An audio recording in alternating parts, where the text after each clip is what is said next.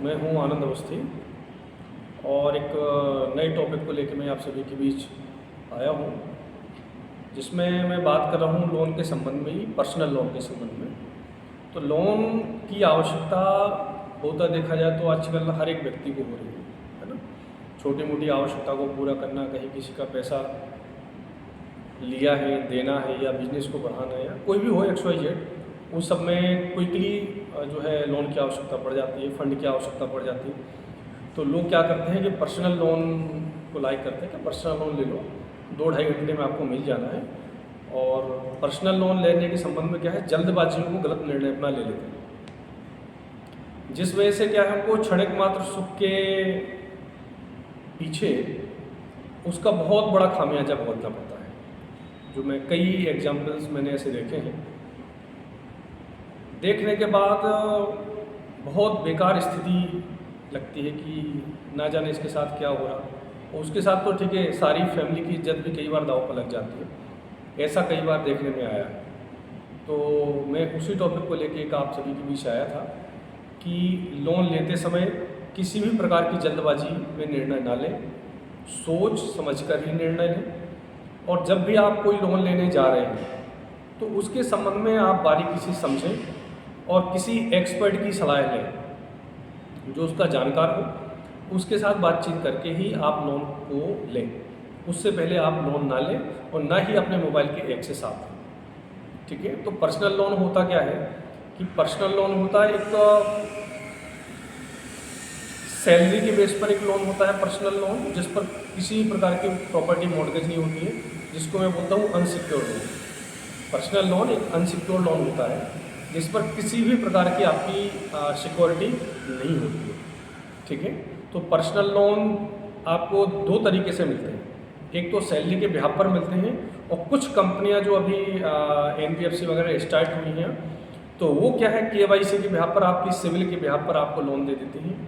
और कुछ कंपनीज जो हैं वो आपके बिजनेस ट्रांजेक्शन के बिहाफ पर भी आपको पर्सनल लोन वगैरह देती हैं, जो ऑफर के रूप में आते हैं। पर ऑनलाइन देखा गया कि बहुत सारे जो है ऐप्स अवेलेबल हो गए हैं जो पर्सनल लोन आपको महज 2-2.5 घंटे में दे देते हैं। लेकिन उसके साथ साथ क्या करते हैं कि वो पर्सनल लोन तो आपको दे देते हैं, फंड आपको दे देते हैं, 50-60 हज़ार, 1 लाख, 2 लाख रुपए आपको दे देंगे, लेकिन आपके मोबाइल का सारा एक्सेस वो अपने पास ले लेते हैं। एक्सेस की परमिशन आपसे लेते हैं, विदाउट एक्सेस वो आपको लोन नहीं देते। तो उस एक्सेस के दौरान क्या होता है, जो भी आपके फुटेज वगैरह होते हैं, जो भी आपके कॉन्टैक्ट नंबर वगैरह होते हैं, व्हाट्सएप नंबर होते हैं, जो आपकी चैट्स वगैरह होती हैं, वो सारा का सारा डेटा उनके पास सिस्टम पर आ जाता है। ठीक है। तो होता क्या है कि यदि आपने लोन जल्दबाजी में ले लिया तो वो कहीं ना कहीं फिर उसका मिसयूज करते हैं और फैमिली को कहीं ना कहीं उसके पीछे शर्मिंदा होना पड़ता है। और कई बार तो ये देखा है कि लोग आत्महत्या भी कर लेते हैं। जैसे अभी एक रीवा का कोई केस था, जो शायद नोएडा वगैरह में, दिल्ली वगैरह में जॉब वॉब करते थे, और उन्हें पूरे फैमिली के साथ जो है आत्महत्या कर ली थी उस लोन के पीछे। क्योंकि लोन तो लिया था, लोन पे भी कर रहे थे, लेकिन किसी कारणवश कोई स्थिति कोविड वगैरह के दौरान उनकी गड़बड़ हुई, EMI नहीं जा पाई, तो उन्होंने बहुत मतलब गंदी फ़ोटोज़ वगैरह जो है उनके रिलेटिव वगैरह को, जो भी एक्सेस नंबर थे, उन सब में जो है शेयर करना चालू कर दिया। और अंतोगत्वा ये स्थिति को उन्होंने उसकी फैमिली के साथ आत्महत्या कर दी थी। तो ये हम जल्दबाजी में निर्णय ना लें। तो सबसे पहले क्या है, पर्सनल लोन हम कहाँ से लें और कैसे लें। तो पर्सनल लोन लेने के लिए सबसे अच्छा प्रोसीजर ये है कि नियर बाय आपके जो भी बैंकर्स हैं, आप बैंक में जाएं, वहाँ संपर्क करें। फाइनेंस है, फाइनेंस में जाएं, वहाँ पर संपर्क करें। यदि आपको उनकी स्कीम समझ में आ रही है, स्कीम आपके अनुरूप है और बैंक के अनुरूप आप हैं, तो आप वहाँ से लोन ले सकते हैं, बशर्ते जो आपको उचित लग रहा हो, आपकी नीड पूरी हो रही है, फुलफिल हो रही है, तो आप वहाँ से ले सकते हैं। बेसिकली जिस पर सिक्योरिटी नहीं होती है, तो उधर क्या है, लोन का जो रेट है वो थोड़ा ज़्यादा होता है।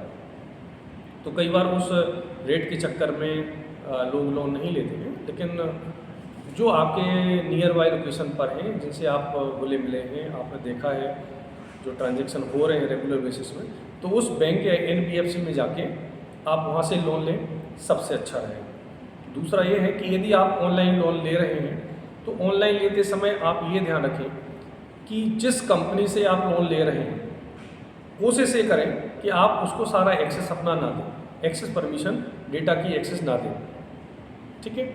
और उसके साथ क्या करें कि जब भी हम पर्सनल लोन ऑनलाइन लेने जा रहे हैं, ठीक है, तो उधर आपको ये ध्यान रखना है कि जो कंपनियां आपके क्षेत्र में हैं, आपके आसपास हैं, या जो सलाहकार आपके हैं बैंक में संपर्क कर सकते हैं कि यदि आपको बैंक से नहीं मिला तो उन्हीं एम्प्लॉय से आप बात कर सकते हैं कि इस ऐप्स के माध्यम से, इस पोर्टल के माध्यम से इस कंपनी से मैं लोन लूँ या नहीं लूँ। उनसे संपर्क करने के बाद ही आप लोन लें।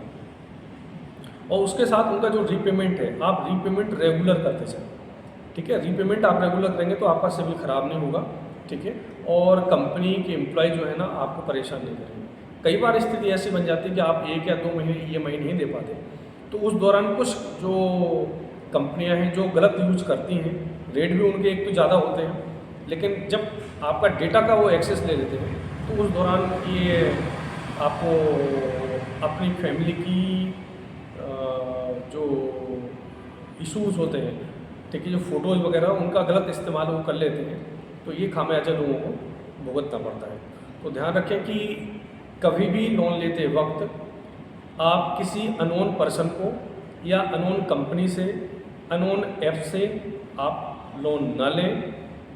हमेशा किसी न किसी बैंक, NBFC में जाकर या उनके माध्यम से, उनके ही पोर्टल से आप लोन लें, वो अच्छा रहेगा।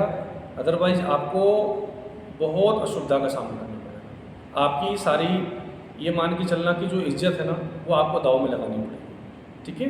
तो ये स्थिति आप लोग निर्मित ना करें, सोच समझकर ही लोन लें, और जो विश्वसनीय संस्थाएं हैं उनसे ही आप लोन लें। ऑनलाइन लोन के चक्कर में आप बिल्कुल ना बिधें। ऑनलाइन के चक्कर में आप बिधेंगे तो कहीं ना कहीं आपको इसका खामियाजा भुगतना पड़ेगा। छतरपुर के मैंने 2 केस देखे हैं, दोनों केस के फ़ोटोज़ मेरे पास में आए हैं और उनसे मैंने संपर्क भी किया है और उनको एक सही रास्ता भी दिखाया, और कोशिश तो मैंने ये किया कि उनका लोन ही वो किसी न किसी माध्यम से क्लोज हो जाए, क्योंकि जो ऑनलाइन है तो उस के साथ पुलिस भी शायद कोई बखूबी कोई कार्रवाई नहीं कर पाती है, ठीक है। तो ध्यान रखें कि आप किसी न किसी विश्वसनीय संस्था के साथ ही लोन लें। पर्सनल लोन लेने जा रहे हैं या आप सिक्योर्ड लोन लेने जा रहे हैं तो किसी न किसी विश्वसनीय संस्था के साथ ही आप लोन लें और सही टाइम पर आप उसका रिपेमेंट